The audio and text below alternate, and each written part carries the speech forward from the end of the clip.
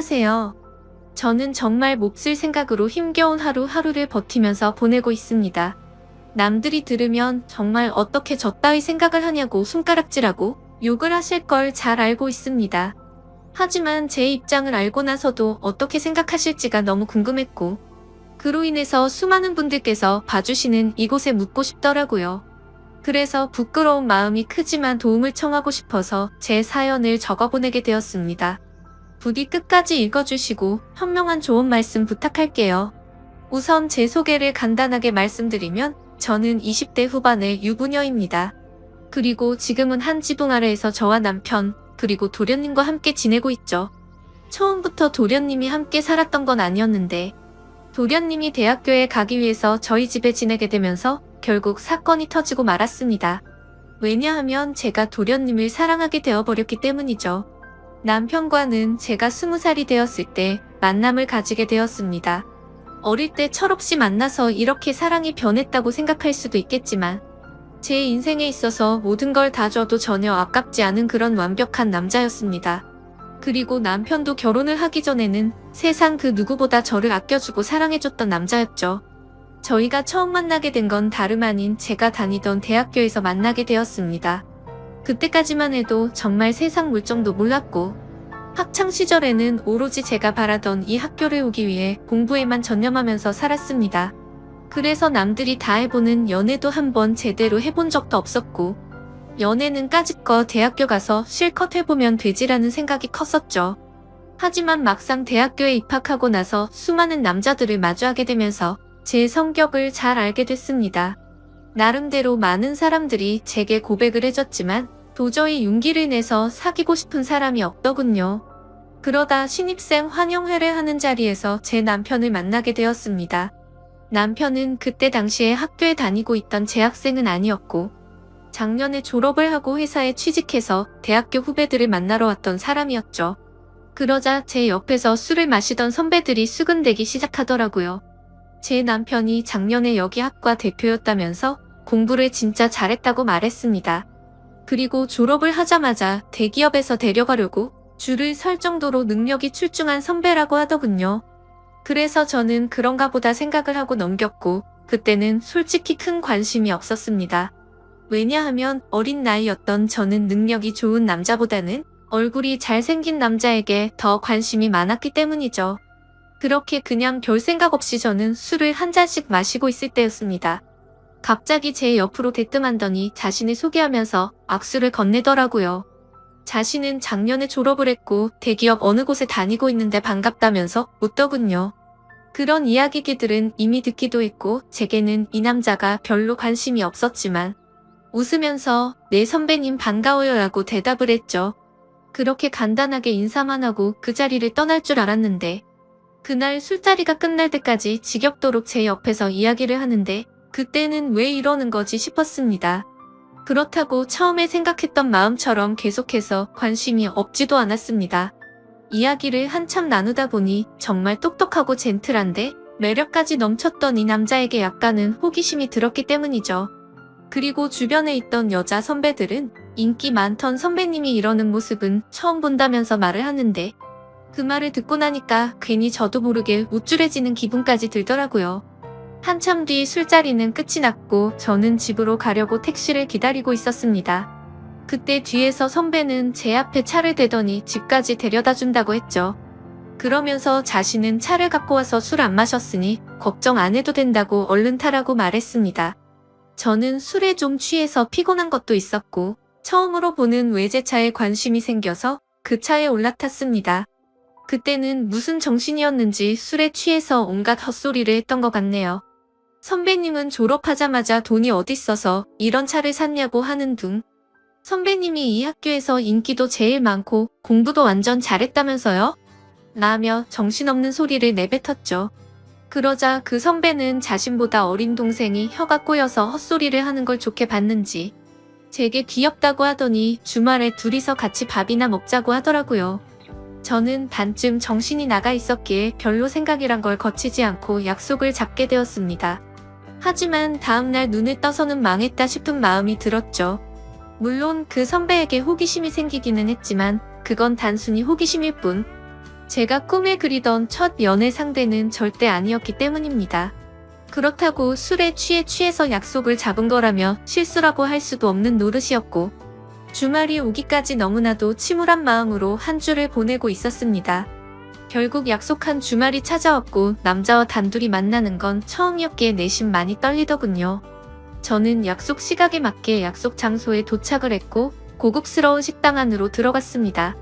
선배는 먼저 와서 자리에 앉아 있었고 미리 주문을 했다면서 잠시 뒤에 코스별로 요리가 나오기 시작하더군요. 솔직히 뭔가 기분이 좋았습니다. 처음으로 와보는 고급스러운 식당에서 비싸 보이는 음식들도 먹으니 힐링하는 기분이 많이 들었죠. 그리고 선배는 상냥하고 차근하게 제게 음식에 대해 설명을 해주면서 섬세하게 저를 챙겨주더라고요. 아마도 그런 좋은 모습에 저도 모르게 제 마음은 점점 빠져들었던 것 같습니다. 처음에는 나가기 싫던 마음이 식사가 끝나고 나니 그런 마음은 이미 사라지고 없었죠. 식사가 끝난 뒤에는 선배의 차를 타고 외곽에 있는 풍경 좋은 카페로 향했습니다. 오랜 시간 동안 차분히 대화를 나누게 되었고 선배가 어떤 사람인지 조금 더 알 수가 있겠더라고요. 남들이 생각하듯이 태어날 때부터 천재였던 사람은 아니었고 어려운 가정 형편 때문에 집안을 살리기 위해서 정말 열심히 공부를 했다고 했습니다. 그런 진지한 얘기들을 하면서도 재치 있게 웃음을 줘서 즐거웠습니다. 결국에는 좋은 회사에 취직하면서 파격적인 제안으로 차도 받게 되었고 남 부럽지 않은 연봉을 받게 되었다고 하더라고요.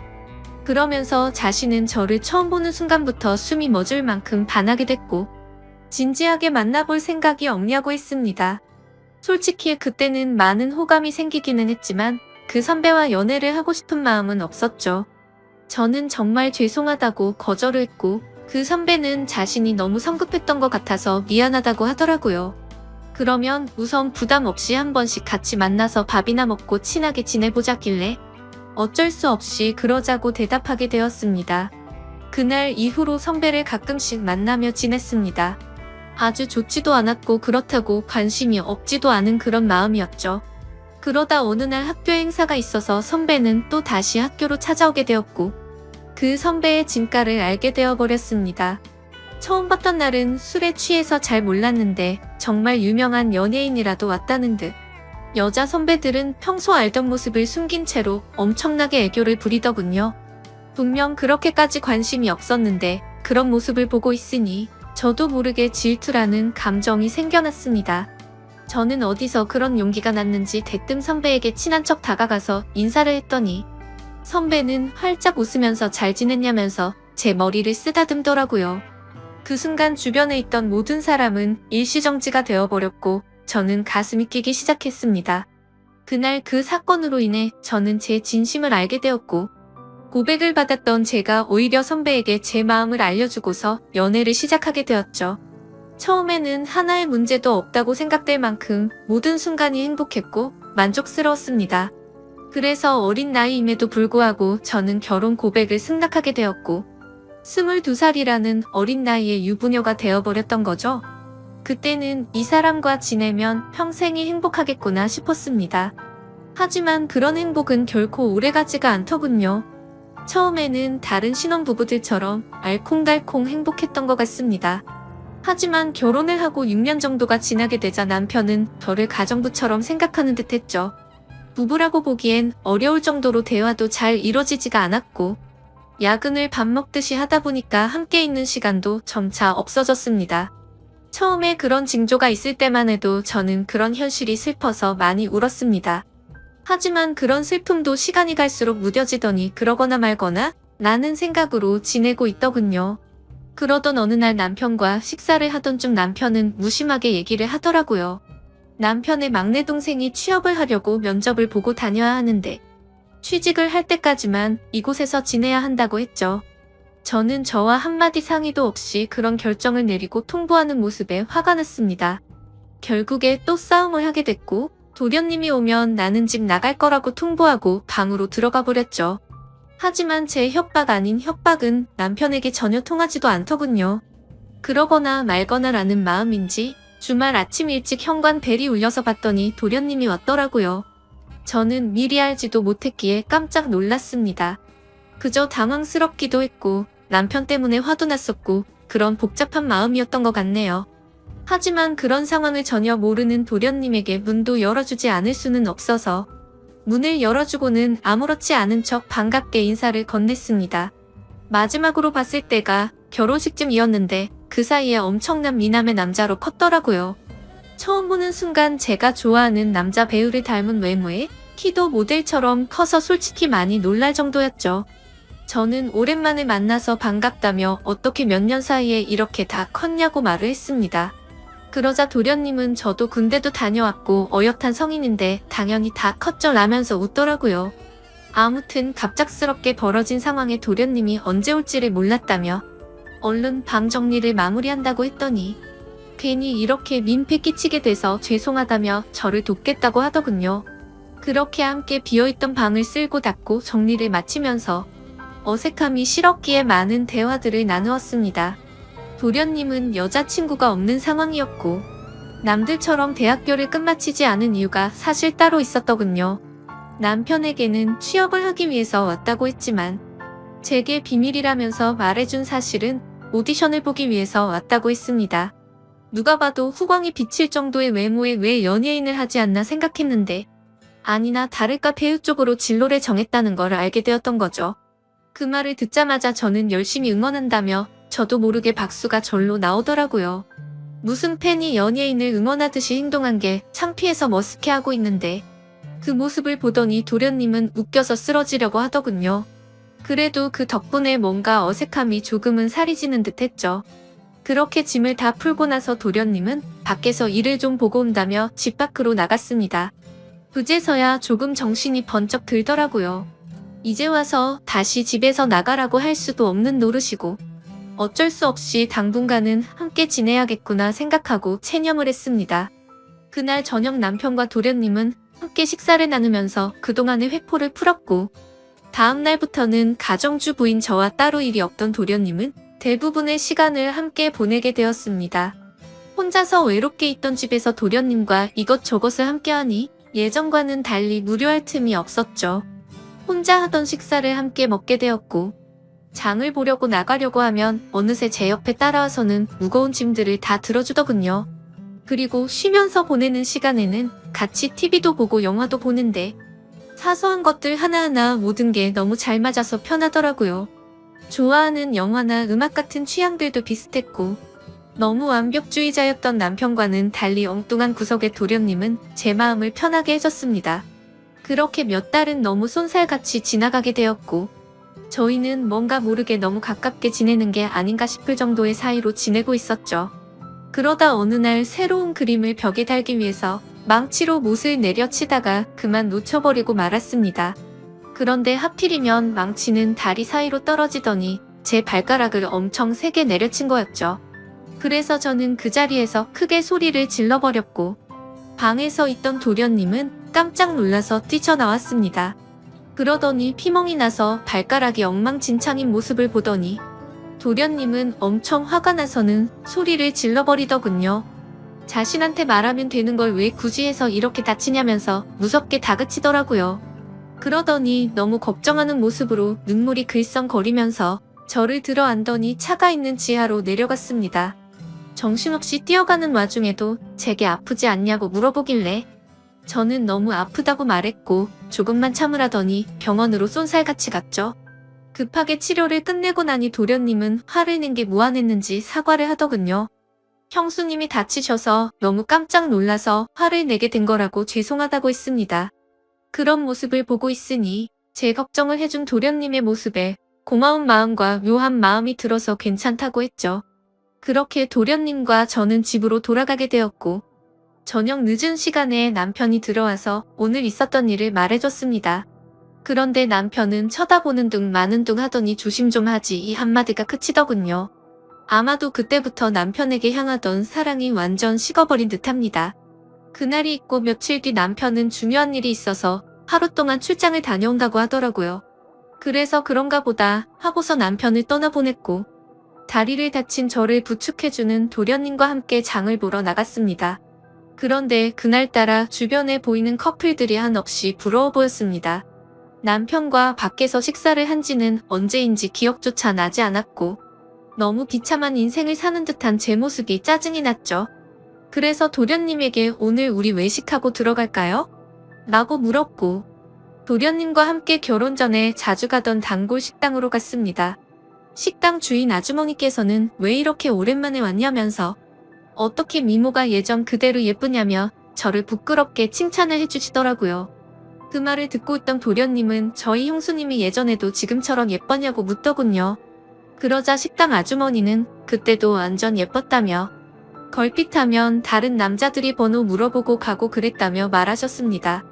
칭찬에 괜히 기분이 좋아졌고 옛 생각도 나서 소주도 한 병 시켰죠. 그런데 소주를 한 잔 두 잔씩 먹다 보니 평소보다 많은 양을 마시게 되었고 결국 술에 잔뜩 취해버려서는 온갖 진상을 피우게 되었습니다. 술을 마시다 보니 감정이 복받치게 되었고 저는 갑자기 눈물이 나더라고요. 예전에는 이렇게 집에 갇혀있는 애완동물처럼 살지 않았는데 너무 외롭고 슬프다고 말했습니다. 그러자 도련님은 아직 젊은데 굳이 왜 그렇게 지내냐고 묻더군요. 그 말을 들으니 맞는 말이었습니다. 굳이 누가 이렇게 살라고 정해준 인생도 아닌데 그럴 필요가 없었죠. 도련님은 굳이 외롭고 슬픈데 억지로 참을 거 없다며 하고 싶은 대로 하라고 하더라고요. 그러다가 문득 궁금해져서 물었습니다. 형의 아내인데 이혼해도 상관없다는 거냐고 물으니 자신도 이곳에서 지켜보니 형의 행동이 심히 거슬렸고 그렇게 살 바에는 그게 더 낫지 않겠냐 하더군요. 그래서 저는 도련님이 보기에는 제가 이혼하고 나면 잘 살 수 있겠냐고 물었습니다. 형수님은 지금도 충분히 어리고 예쁘신데 당연한 거 아니냐고 하더라고요. 형수님만 아니었으면 자신도 반했을 거라고 하는데 무슨 말이지 싶어서 깜짝 놀라는 동시에 예쁘다고 해주는 말에 저도 모르게 심장이 두근거렸습니다. 그렇게 묘한 감정으로 도련님과 함께 집으로 들어왔고 도련님은 간단히 한 잔 더 하지 않겠냐고 물어보더라고요. 평소 같았으면 술에 많이 취해서 그냥 잤을 텐데 그날은 저도 모르게 조금 더 마시고 싶었습니다. 결국 술을 조금 더 마시다가 도련님이 말하더군요. 형한테 죄 지은 것도 없는데 형수님이 이렇게 지내는 거 마음이 아프답니다. 만약 결심만 선다면 자신이 최선을 다해서 도울 테니 친한 동생이라고 편하게 생각하고 말하라고요. 그 말을 듣는데 너무 취해서 정신이 나가버린 건지 저를 위해서 그런 말을 해주던 모습이 너무 사랑스러워서 도련님의 볼에 입을 맞추고 말았습니다. 저도 모르게 충동적으로 그런 행동을 하고 나서는 정신이 번쩍 들었고 죄송하다는 말을 하고는 피곤해서 먼저 잔다면서 방으로 도망가 버렸죠.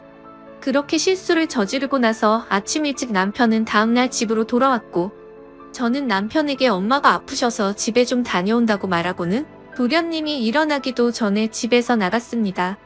정말 오랜만에 오게 된 집은 정말 제 마음을 위로해줬죠. 그리고 그동안 있었던 일들을 생각하면서 제 머릿속은 너무 확연하게 정리가 되더라고요. 전날 있었던 그 실수도 갑작스러운 실수인지 아닌지도 많은 생각을 해봤습니다. 하지만 정말 슬프게도 단순한 실수는 아니었습니다. 얼마 전부터 도련님과 함께 있으면 시간 가는 줄 모르게 행복하다는 생각을 많이 했었고 생각만 해도 가슴이 두근거리고 보고 싶다는 생각이 가득해지더군요.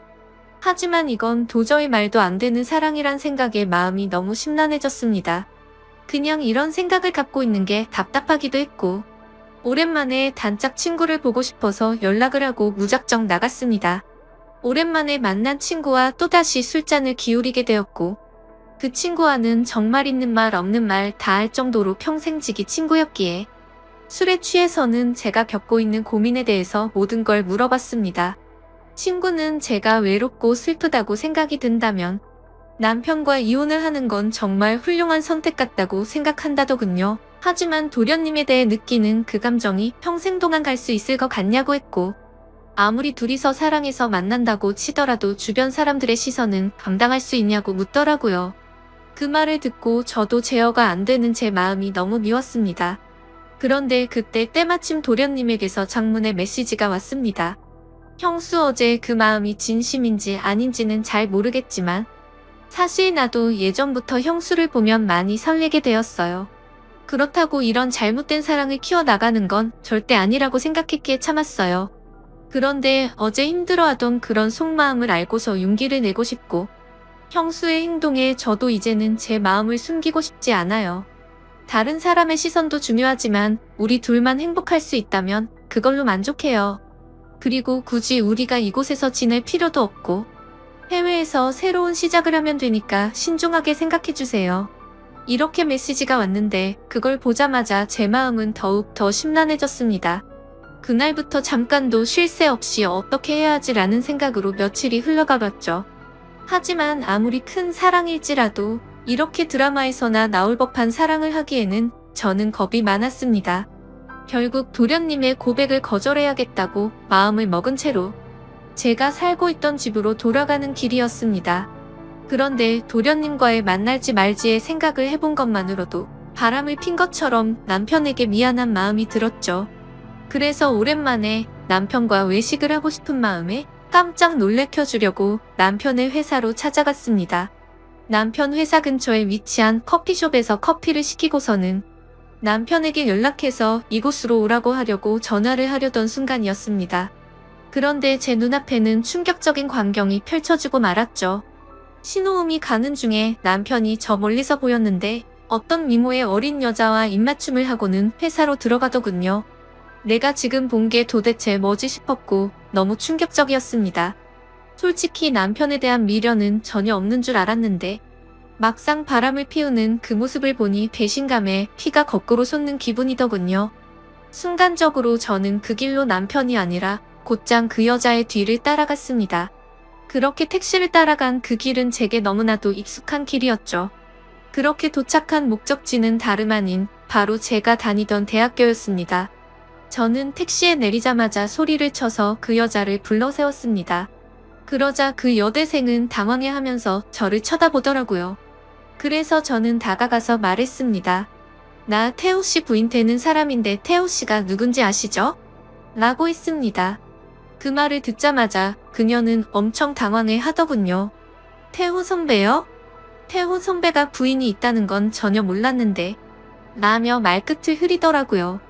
그래서 저는 대충 상황 파악이 되었고 시간을 좀 내달라고 하고는 그동안 있었던 일에 대해서 이야기를 듣게 되었습니다. 제 남편과 처음 만나게 된 건 올해 초에 특별 초청 강사로 남편이 왔던 거였고 그때부터 만나오게 된 거였으니까 6개월가량을 몰래 만나오고 있었더군요.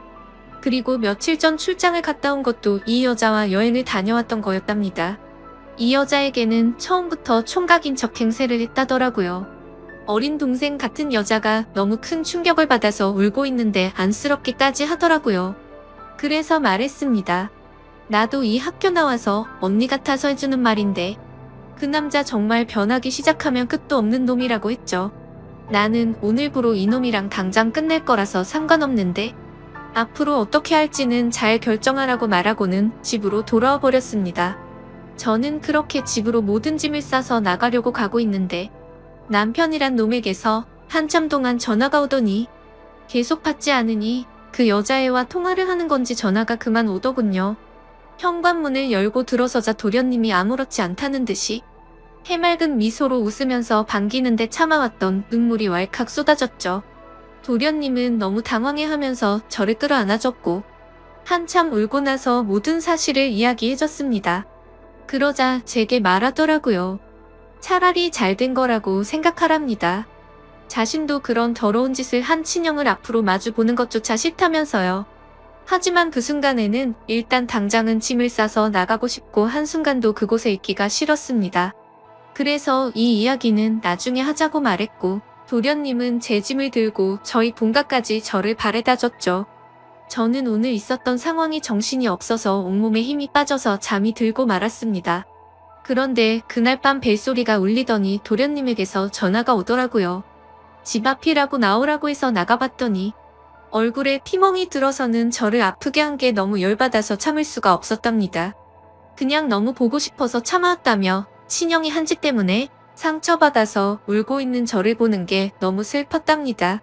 제가 자신을 선택하든 안 하든 형에게 자신의 마음은 솔직하게 다 말했다고 합니다. 저는 마음이 너무 복잡했지만 아무튼 그렇게까지 하고 왔는데 그냥 보내기가 싫더라고요. 그렇게 그날은 상처를 치료해줬고 다시 고민해보고 연락을 준다고 했죠. 그 사건이 있고 나서 며칠 뒤에 남편과는 만나서 이야기를 하게 됐습니다. 얼굴에 상처를 보니 참아볼 수 없을 정도로 훨씬 심각한 상태더라고요. 그런데 그 모습을 보는데 전혀 불쌍해 보이지 않고 기분이 다 풀렸습니다. 남편은 잠깐의 실수를 한 거라며 제게 용서를 해달라면서 울면서 매달렸습니다. 하지만 저는 조금이나마 있던 마음조차도 이미 다 사라졌기에 제발 그만하라고 했죠. 솔직히 말해서 제 앞에 있는 이 인간의 얼굴을 보고 싶지 않았고 도련님의 얼굴을 보고 싶은 마음뿐이었습니다. 어떻게 이런 상황에도 불구하고 제 마음은 제 마음대로 되지가 않더군요. 한참을 아무 말 없이 가만히 있으니 남편은 직설적으로 제게 물어봤습니다. 동생이 너를 사랑한다고 했다는데 너는 걔를 어떻게 생각하냐고 하더라고요. 저는 뜨끔한 나머지 그걸 물어봐야 하는 문제냐고 말도 안 되는 소리라며 버럭 화를 내버렸고 남편에게 이혼 서류를 건네어줬더니 더 이상은 아무 말 없이 도장을 찍어주더군요. 그렇게 결국에는 공식적인 남편과의 부부 사이는 끝이 나게 되었습니다. 그 뒤로는 위자료로 돈도 많이 생겼기에 도련님의 말처럼 해외로 가서 새로운 삶을 시작해도 무리가 없을 정도가 됐죠. 그런데 이렇게 이혼한 남편의 동생과 새로운 사랑을 시작하는 게 맞는 걸까? 너무 고민이 되고 있습니다. 어느 정도로 사랑하냐고 묻는다면 자신 있게 말할 수 있을 것 같아요. 그 남자와 있던 1분 1초 모든 시간들이 너무 소중했고 지금 이 글을 쓰면서도 보고 싶고 참기가 힘이 듭니다. 하지만 누가 봐도 잘못된 만남이라고 손가락질 할 텐데 그건 두렵지가 않습니다. 다만 영원할 것 같아서 해봤던 사랑이 이렇게 산산조각 났는데 또 시작을 해도 되는 건지가 두려울 뿐이죠. 제가 앞으로도 어떤 삶을 살아가는 게 좋을까요? 제 앞으로의 미래를 위해서 현명한 댓글 남겨주시길 부탁할게요. 긴 글을 읽어주셔서 진심으로 감사드려요. 저는 결혼할 나이가 한참이 지나버린 30대 후반의 노총각입니다. 웬만하면 인터넷이 이런 글을 적는 성격이 아닌데 제게 있었던 일이 너무 황당한 것 같기도 하고 혹시나 제가 잘못 생각하고 있는 건 아닌가 싶기도 하더라고요. 그래서 다양한 분들이 보시는 이곳에 사연을 남기게 되면 조금은 더 객관적인 이야기를 들어볼 수 있을 것 같아서 사연을 적어봅니다. 일단 간략히 말씀드리자면 얼마 전 제 인생에 모든 걸 바치고 싶었던 여자친구가 있었습니다. 어린 여자였음에도 불구하고 남들과는 달라서 독특했고 제겐 평생을 함께하고 싶었던 여자였죠. 그래서 당장이라도 결혼을 하고 싶어서 무리하게 진행을 하다가 그 과정에서 생각하지도 못했던 일이 결국에 터져버리고 말았던 거죠. 아무튼 제 사연을 끝까지 읽어보시고 현명한 댓글 좀 부탁드리겠습니다. 저는 사실 그동안 연애를 할 수 없을 정도로 제가 부족했다고는 생각하지 않고 살았습니다. 주변에 있는 사람들도 저만큼의 외모나 능력이면 진작 결혼했어야 할 것 같은데 혹시 여자를 만나지 않는 다른 이유 같은 거 있는 거 아니냐며 물어볼 정도였었죠. 하지만 제가 살면서 연애를 딱 2번 해봤었는데 사실 그 연애도 남들이 보면 혀를 차면서 웃을 정도로 짧은 만남이었으니 사실은 모태솔로나 다름이 없었습니다. 그렇다고 제가 여자를 싫어한다고 피하는 건 결코 아니었습니다. 다만 제가 어릴 때부터 집안이 너무 찢어지게 가난하게 살았던지라 사업을 해서 꼭 성공하리란 마음이 어릴 때부터 지금까지 너무 크게 자리하고 있었던 거죠. 결국에는 하는 일들이 나름대로 잘 풀린 덕분에 주변 또래에 비하면 여유가 좀 있는 편입니다. 재산에 대해서 대충 말씀드리자면 지금은 제 명의로 된 40평대 아파트도 대출 없이 보유하고 있고 독일에서 나름 잘 나가는 외제차와 예금이나 증권 등 유동자산은 10억 정도 되는 것 같네요. 이 돈을 벌어오면서 우여곡절도 정말 많았고 힘든 시기도 많았었던 것 같습니다. 사업을 이루고자 하는 목표 하나만으로 20살이 되자마자 자원해서 군대를 갔다 왔고 군대에서도 목돈 마련에 조금이라도 보탬이 되고 싶다는 생각에 그 작은 월급조차도 푼돈이지만 악착같이 모았던 저였죠. 22살에는 전역을 하게 되었고 하루도 쉬지 않고 곧장 일자리를 알아봤습니다. 제 첫 목표는 작은 가게라도 시작하려는 마음이 컸었기에 하루 종일 알바를 3탕씩 뛰었던 것 같네요. 그러다가 제가 하는 가게 중에 제일 바빴던 가게는 다름 아닌 치킨집이었습니다. 남들처럼 평범하게 해서는 성공할 수가 없다는 걸 잘 알았기에 제가 아는 곳 중 제일 장사가 잘 되는 이곳처럼만 하면 쉽게 돈을 벌 수 있을 것 같았고, 그날부터는 최대한 치킨집 사장님과 친해져서 어깨 너머로 모든 노하우를 다 전수받으려고 항상 열심히 했었습니다. 그러다 어느 날 은근슬쩍 사장님에게 물어봤습니다. 사장님, 우리 가게는 어떻게 다른데 잘 나가는 프랜차이즈 치킨집보다 이렇게 잘 되는 거예요? 그러자 사장님은 의기양양하게 웃으면서 대답했죠. 그거야 당연히 우리 가게가 맛있으니까 그렇지라고 대답하더군요. 저는 살살 비위를 맞춰주면서 말했습니다. 맞아요. 사장님, 진짜 우리 가게 치킨은 제가 먹어본 곳 중 최고인 것 같아요. 사장님, 저도 나중에 먹고 살기 힘들면 장사도 하고 싶은데 레시피 좀 알려주시면 안 되나요? 그 말이 끝나기도 무섭게 사장님의 인상이 확 변하더니 단호하게 그건 안 된다고 말하더군요. 아무리 친한 형 동생 같은 사이였지만 너무 단호하게 절대로 알려주지는 않았죠. 내심 서운해졌던 저는 그래서 뭐 맛이야, 내가 노력하면 얼마든지 가능하겠지라는 바보같이 아니란 생각을 가져버렸습니다. 아무튼 그렇게 알바들을 열심히 해가면서 치킨에 대해 엄청나게 열심히 공부도 하면서 지냈더니 일을 시작한 지도 금세 1년이라는 시간이 지나 있었고, 초기 사업 자금으로 5천만 원이 모여 있었습니다. 하루도 쉬지 않고 앞만 보고 열심히 달린 보람이 너무 느껴져서 눈물이 날 것만 같더라고요. 그렇게 통장 잔액이 5천만 원이 찍힌 걸 확인하고서 저는 꿈에 그리던 사업을 시작했습니다. 처음에는 치킨이라는 특성 때문에 배달에만 매진하는 게 좋을지, 홀 장사도 함께 하는 게 좋을지 많은 고민을 했습니다. 결국에는 욕심만 앞서서 홀 장사도 잘 되고 싶은 마음에 임대료는 부담스러웠지만 무리해서 자리를 얻게 되었죠. 그때 저는 너무 겁이 없었던 것 같습니다. 보증금에 월세를 내고 인테리어를 하고 났더니 장사 미천이 거의 바닥이 났더라고요. 그래도 장사 시작하면 금방 매출 오르게 될 거고 그걸로 불려 나가면 되지라고 생각했습니다. 가장 큰 문제는 제 입맛에는 아주 맛있는 치킨이라고 생각했는데 냉정한 대중의 입맛을 사로잡기에는 충분하지가 않았는지 장사는 생각만큼 잘 되지가 않았죠. 그렇지만 노력 빼면 시체였던 저는 정말 죽을 듯이 뛰어다니면서 일도 했고, 손님이 없으면 아파트란 아파트는 죄다 걸어다니면서 전단지를 붙이고 있습니다. 얼마나 많이 붙였으면 심심하면 경비분들이 돌아가면서 전화를 하셨고, 집에 작작 붙이라면서 가게 전화로 욕도 엄청나게 먹었습니다.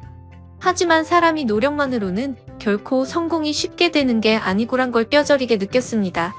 가게를 시작한 지 2년이 되었지만 매출은 나이질 기미가 보이지 않았고 어쩔 수 없이 빚만 떠안은 채 가게를 정리할 수밖에 없었습니다. 정말 그때는 너무 암담했었죠. 남들보다 열심히 살았고 정말 많이 노력해서 첫 가게를 꾸미고 좋아했던 그때 생각이 떠올라서 너무 슬펐습니다. 그렇다고 제 꿈을 포기할 수는 없었기에 긍정적으로 생각했고, 실패는 성공의 어머니라는 명언을 가슴에 되새기면서 다시 일을 시작할 준비를 하고 있었습니다. 그때부터는 음식 장사에는 진절 머리가 났었기에 어떤 일이 제게 잘 맞을지 또 다시 고민을 시작했죠. 그런데 생각해보니 식당들의 닭이나 식자재를 납품해주는 곳이 번뜩 떠오르더군요. 항상 물건을 보내주면서도 여유가 넘쳐 보이던 모습이 떠올랐고 이쪽 시장에 궁금증이 생기더라고요. 저는 곧바로 저희 가게에 닭을 납품해주던 사장님에게 연락을 드렸고 유통업을 배워보고 싶은데 사람 필요 없냐고 물어보았고 그곳에 취직을 하게 되었습니다. 그렇게 사업 자금을 마련하기 위해서 몇 년 동안 일을 배워갔죠. 역시나 돈을 버는 게 생각처럼 쉽지는 않았지만 유통업은 내가 열심히 노력하고 정직하게 하면 충분히 성공할 수가 있겠다 싶었습니다. 그래서 결국 저는 몇 년 동안 배운 노하우와 자금을 바탕으로 특유의 친화력을 앞세워서 열심히 영업을 시작했고 지금까지 연애는커녕 제대로 쉬지도 않고 쉼 없이 달려오다 보니 나름대로 업계에서도 알아줄 정도로 사업 규모도 커지게 됐고 안정적으로 기반도 갖춰지게 되었죠. 그렇게 제가 꿈꾸던 목표를 나름대로 이루어지고 제 자신을 돌아보니 뭔가 많이 허망하더군요. 그 오랜 시간 동안을 사치는 금물이었기에 여자들과 어울려서 논다거나 이런 건 생각조차 하지 않고 지냈고 주변에서 여자친구를 소개시켜준다고 했지만 귀에 들어오지도 않았습니다. 그런데 이제는 제 나이를 돌아보니 나이도 40대를 앞두고 있었고 술을 마시다 보면 제 스스로 외롭다면서 한탄하는 모습이 보이더군요. 그러다가 이대로는 안 되겠다 싶어서 발등에 불 떨어진 것 마냥 여기저기 사교 모임에 나가기 시작했습니다. 아니나 다를까 여자들을 상대한 경험이 너무 없었던 저는 모든 게 낯설었죠. 그렇게 몇 달 동안 여러 차례 모임에 나가다 보니 이것도 아니다 싶은 생각이 들 때였습니다. 식당 문이 열리면서 인사를 하고 들어오는데 정말 주변에 있는 모든 남자들이 쳐다볼 정도로 예쁜 외모의 여자가 들어왔습니다. 솔직히 말해서 저 외모에 왜 이런 모임에 나오는 걸까라는 생각이 들었었죠. 그런데 알고 보니 그 여자는 모임에 자주 나오던 대학생 여동생이 있는데 그 사람의 친구라고 얘기를 해주더군요. 그러더니 그녀는 잠시 친구 얼굴만 보고 선약이 있어서 가봐야 한다며 잠깐 앉아 있다가 모두에게 인사를 하고는 가버렸습니다. 정말 제 인생에 있어서 이런 떨림을 가지게 될 거란 건 생각조차 못했습니다. 하지만 저도 나름대로 남들에 비해서는 능력도 갖췄기에 용기를 내게 되었죠. 그날이 지나고 모임에 자주 나오던 여동생에게 연락을 해서 말했습니다. 오빠가 사실 그때 데리고 왔던 친구한테 관심이 있어서 그런데 혹시 소개 좀 시켜줄 수 있을까? 만약에 그 친구랑 잘 되면 진짜 마음에 드는 선물 한 턱 쏠 테니까 주선 좀 해줘라고 말했습니다. 그러자 그 여동생은 의미심장한 말을 하더라고요. 소개는 어렵지 않은데 제 친구 보통 내기는 아닌데 감당할 수 있겠어요? 무슨 말이지 싶기도 했지만 사실 그때는 그런 건 귀에 들어오지도 않았었죠. 결국 그 여동생은 소개는 잡아보겠다고 했고 며칠 뒤에 소개를 받기로 약속을 잡았습니다. 그날 처음 만나는 자리였고 가능한 이야기를 많이 나누고 싶은 마음에 룸이 따로 구분된 아주 비싼 고급 레스토랑에 예약을 해두었죠. 약속한 당일 저는 미리 도착을 했고 그녀는 빨간 원피스를 입고서 들어오는데 무슨 연예인이 들어오는 건가 싶어서 정신을 못 차리겠더군요. 그렇게 미리 준비했던 음식들이 차례대로 나왔고 그녀는 고급스러운 음식들이 만족스러웠는지 아니면 제가 마음에 들었는지 모르겠지만 다행스럽게도 저희는 같이 웃음을 지으면서 즐겁게 이야기를 이어나갔습니다. 그러더니 이렇게 비싼 레스토랑에는 자주 오시나 봐요? 라고 물어보더군요. 저는 사실대로 말하는 게 좋겠다 싶어서 웃으면서 대답했습니다. 오늘 예지씨 처음 보는 날이라서 무리 좀 했다며 자주 오진 않아요 라며 웃었죠.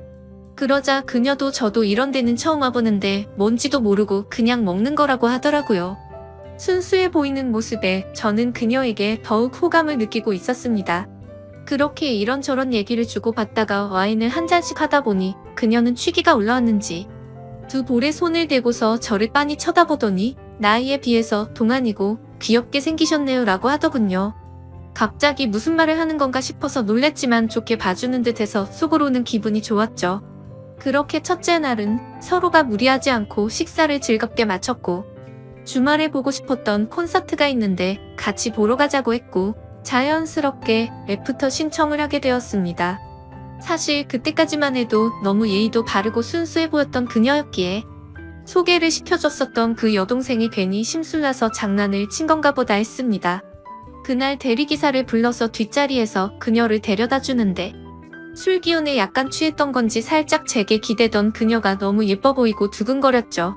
하지만 섣부르게 다가서다가는 모든 게 무너질까봐 더욱 조심했습니다. 그렇게 처음 만난 그날은 조심히 그녀를 집까지 잘 데려다 줬고 약속한 주말에 콘서트를 보기로 했던 날이 되었습니다.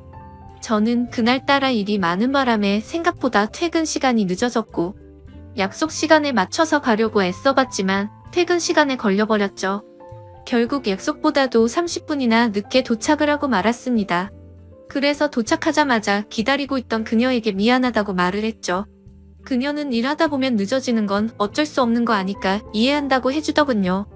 배려심도 참 깊은 여자구나 생각하면서 기분 좋게 콘서트 시간까지 기다리고 있었습니다.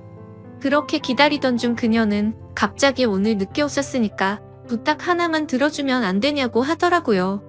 그런 모습에 귀여운 나머지 부탁이 뭔데요? 라며 웃으며 물어봤더니 지금 말고 나중에 꼭 하나만 들어달라고 해서 알겠다고 했죠.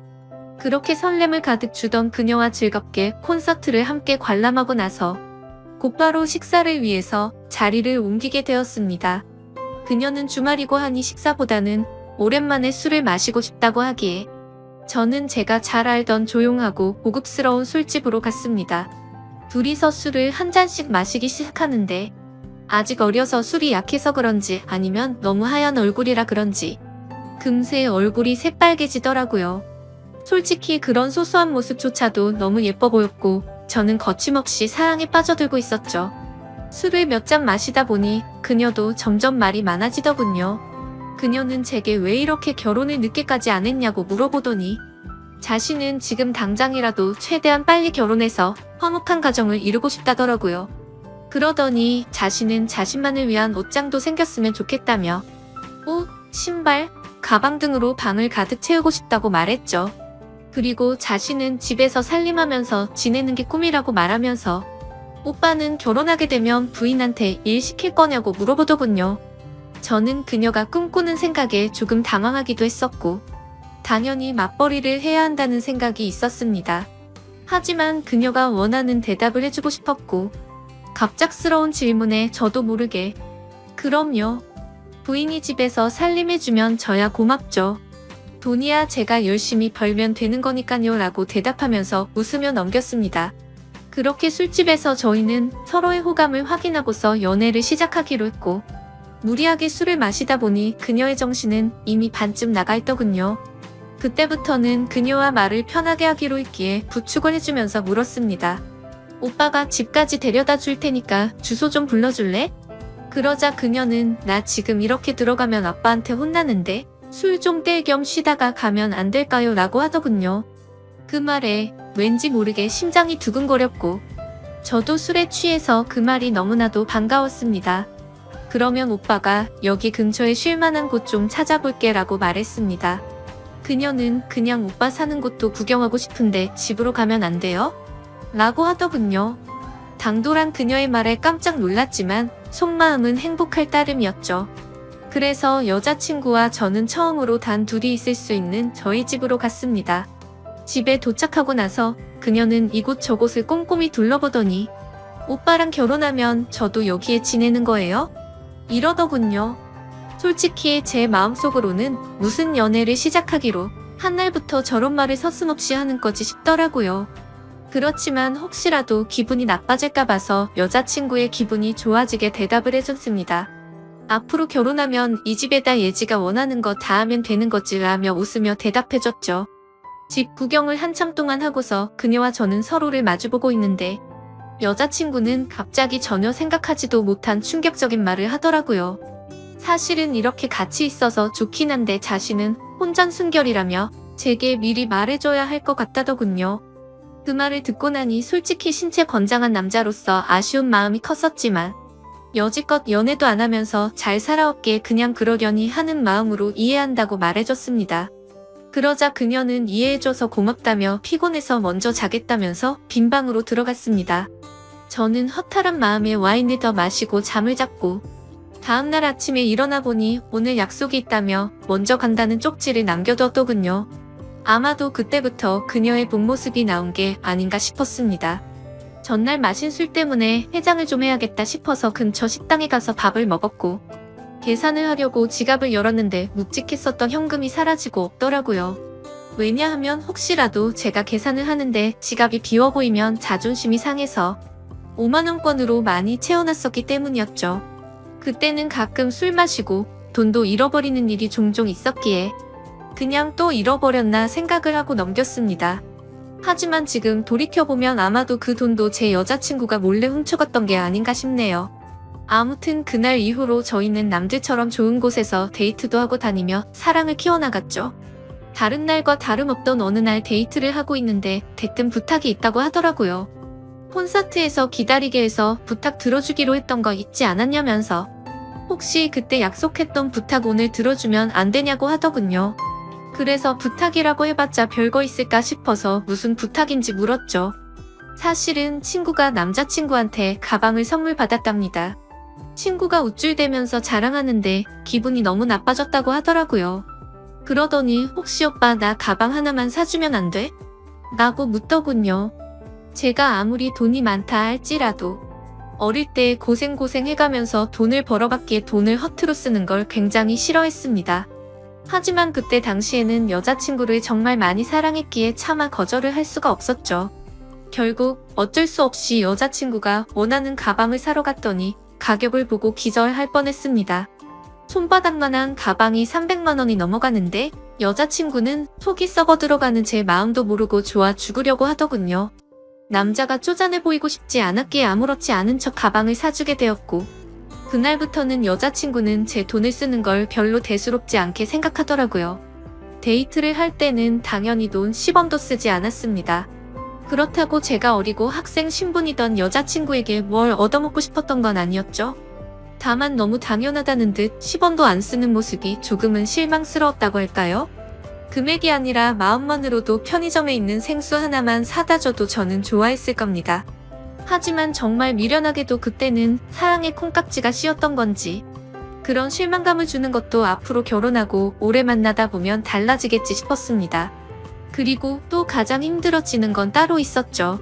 아무리 제가 여자친구를 이해해주면서 혼전순결을 지켜주고 있었다고는 하지만 몇 달 정도 만났을 때 단둘이서 여행을 갔었을 때는 정말 참기가 많이 힘들더군요. 그러다가 호효무제하면서 같이 일하던 동생과 술을 한 잔 마시면서 제 고민을 털어놓고 말았네요. 동생은 그게 무슨 고민이냐는 듯 말하더라고요. 여자친구가 일찍 결혼하는 게 꿈이라고 하지 않았냐면서 형은 능력도 이미 다 갖춰뒀겠다. 나이도 이미 노총각인데 차라리 결혼을 바로 하는 게 해결책 아니냐고 하더군요. 그 말을 듣고 저는 제 스스로가 너무 바보였구나 싶었습니다. 그래서 저는 여자친구와 만난 지 오래되지는 않았지만 부족한 부분들은 아직 어려서 그러겠거니 했고, 평생을 함께 지내다 보면 앞으로 나이가 들어가면서 더 성숙스러워지겠지 생각을 했습니다. 그렇게 저는 제 여자친구에게 프러포즈를 하기로 결심을 하게 된 거였죠. 솔직히 제 여자친구가 이 결혼을 승낙해줄지 너무 조마조마했습니다. 제 나이도 나이지만 여자친구와 교제를 한 지 겨우 6개월밖에 안 되었으니 말이죠. 하지만 처음 사귈 때부터 여자친구는 빨리 결혼을 하고 싶다고 했었고, 연애를 하면서도 결혼 얘기를 한 번씩 했었기에 희망이 있다고 생각했습니다. 어떻게 프러포즈를 할지 며칠 동안을 고민하고 또 고민했습니다. 어린 여자친구에 비해서 늙은 남자친구였기에 정말 감동스럽게 해주고 싶었죠. 그래서 제가 하던 일도 다 제쳐두고 열심히 며칠 동안 준비를 했고 디데이가 되었습니다. 여자친구는 전혀 눈치채지 못하게 해둔 상태였고, 수업이 끝날 시간에 몰래 마중을 가서 무작정 태워서 이벤트 장소로 가려고 계획을 했습니다. 그렇게 설레는 마음으로 차에 앉아서 여자친구가 나타나기를 기다리고 있었습니다. 한참을 기다리고 있는데 제 눈앞에는 믿을 수 없는 광경이 벌어졌습니다. 제가 그토록 사랑하던 여자친구의 옆에는 키가 크고 아주 잘생긴 남자가 어깨 동무를 하고 있더라고요. 정말 그 잠깐의 찰나에 온갖 생각을 다 했던 것 같습니다. 이게 지금까지 남자친구가 있으면서 나를 갖고 놀았던 건가?부터 시작해서, 아니면 나를 만나던 중에 지금 바람을 피우고 있는 건가?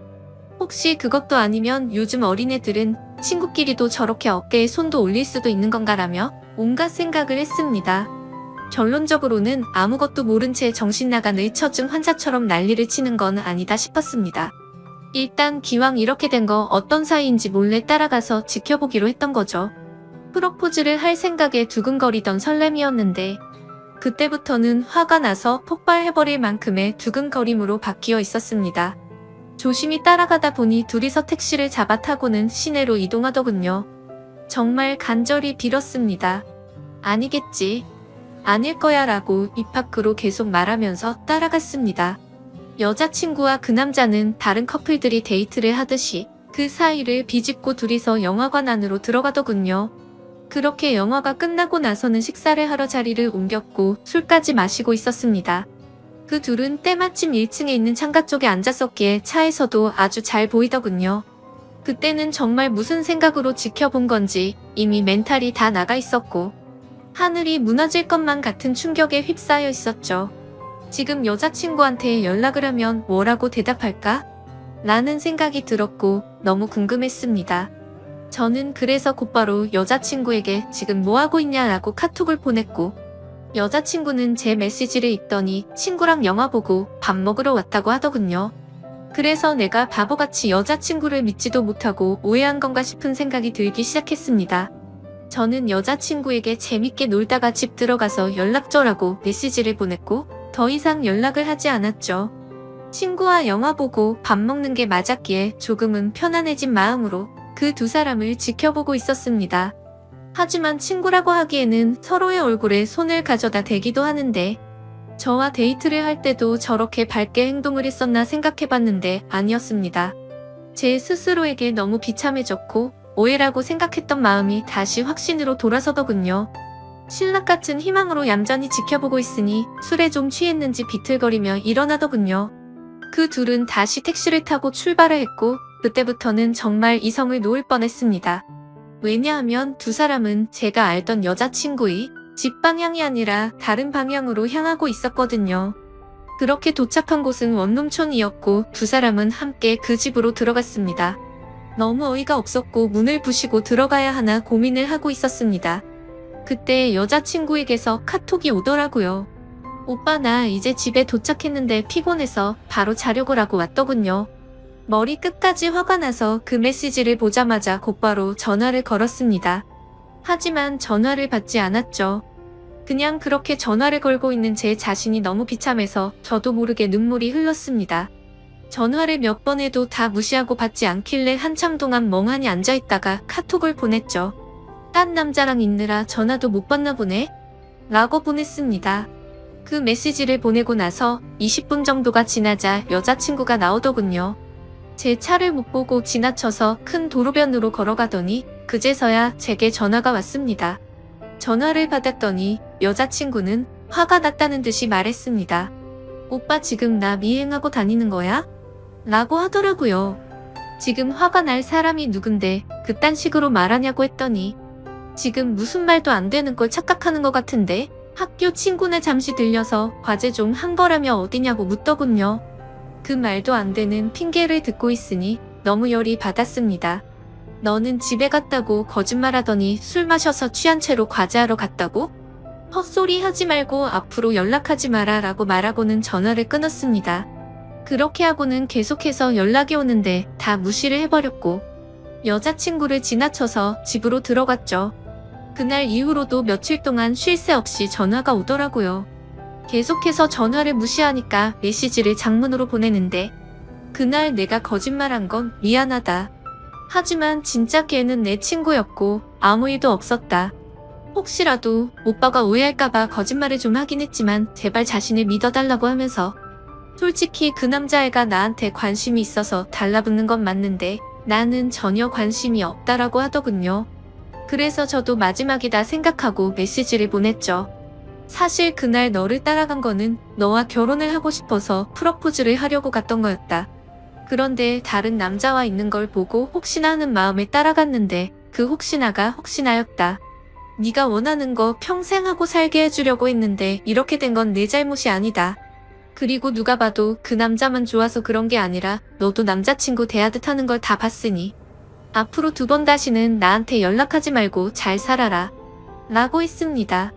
그렇게 마지막 메시지를 보내고 나서도 벌써 일주일이 지났습니다. 정말 마음이 너무 아프고 가슴이 찢어질 것 같네요. 여자친구에게서는 아직까지도 매일같이 연락이 오고 있습니다. 지금도 자신은 결백하다면서 제가 고백을 했으면 저와 결혼하려고 했다고 합니다. 그러면서 지금까지 사준 옷, 신발, 가방 다 가져가도 좋으니까 제발 용서해달라고 당장 결혼해서 행복하게 살자고 하더라고요. 하지만 저는 여자친구의 이 말이 거짓말인 걸 알고 있습니다. 일주일 전 그날 집에 들어오자마자 저에게 여자친구를 소개해줬던 여동생에게 연락을 해봤었죠. 그리고 대뜸 이렇게 말했습니다. 너 내가 여자친구 소개해줘서 고맙다고 선물해준 거 100만 원 넘는 거 알지? 네가 지금부터 거짓말하면 이 선물도 도로 가져갈 거고 널 사기죄로 고소할 거라고. 하지만 모든 걸 솔직하게 말해주면 선물도 필요 없고 너한테는 아무 말 안 하겠다. 내가 지금 예지가 다른 남자랑 있는 거 봤는데 키 크고 잘생긴 그 친구 너도 알지? 둘이 무슨 사이인지 솔직하게 말하라고 했습니다. 그러자 그 여동생은 말했습니다. 오빠 진짜 죄송해요. 저도 그 둘이서 사귀고 있는 건 전혀 몰랐어요. 오빠랑 예지가 사귀고 몇 달 정도 지났을 때 그 둘이서 비밀 연애하고 있던 걸 자신한테 들켰다고. 오빠한테는 절대로 비밀로 해달라고 해서 어쩔 수가 없었어요 라고 하더군요. 그 대답을 듣고 한참을 고민하다가 물었습니다. 마지막으로 하나만 더 물어볼게. 예지가 혼전순결이라고 하던데 그 말은 사실이냐고 했더니 자신이 아는 바로는 전혀 그렇지 않다고 하더군요. 예상을 했지만 그 충격은 정말 너무 어마어마했습니다. 그래서 저는 내가 지금 이 사실 아는 거 절대로 말하지 말고 너도 다시는 나한테 연락하지 말라고 하고는 전화를 끊었습니다. 도대체 이 여자는 무슨 생각이었을까요? 돈 없고 어린 대학생 남자친구가 마음에 안 들어서 저를 만났던 걸까요? 아니면 그 남자와는 자신이 꿈꾸는 미래를 생각할 수 없는데 저와 만나면 평생 편하게 돈만 뜯어먹을 수 있었다고 여긴 걸까요? 정말 숨조차 제대로 쉬기 힘들 정도로 너무 상처가 큽니다. 지금까지 평생을 일만 하면서 지내오다가 제대로 된 사랑을 처음 만났다고 생각했는데 말이죠. 여러분들이 보실 때는 제가 어떻게 하는 게 좋을까요? 솔직히 너무 사랑하는 여자친구이기에 헤어지는 게 너무 괴롭습니다. 그냥 알면서도 다 속아주는 척 다시 만나고 결혼을 하는 게 좋을지 아니면 이대로 끝을 내는 게 좋을지 많은 분들의 의견을 듣고 싶네요. 소중한 의견 댓글로 남겨주시면 가슴 깊이 새겨 듣겠습니다. 감사합니다.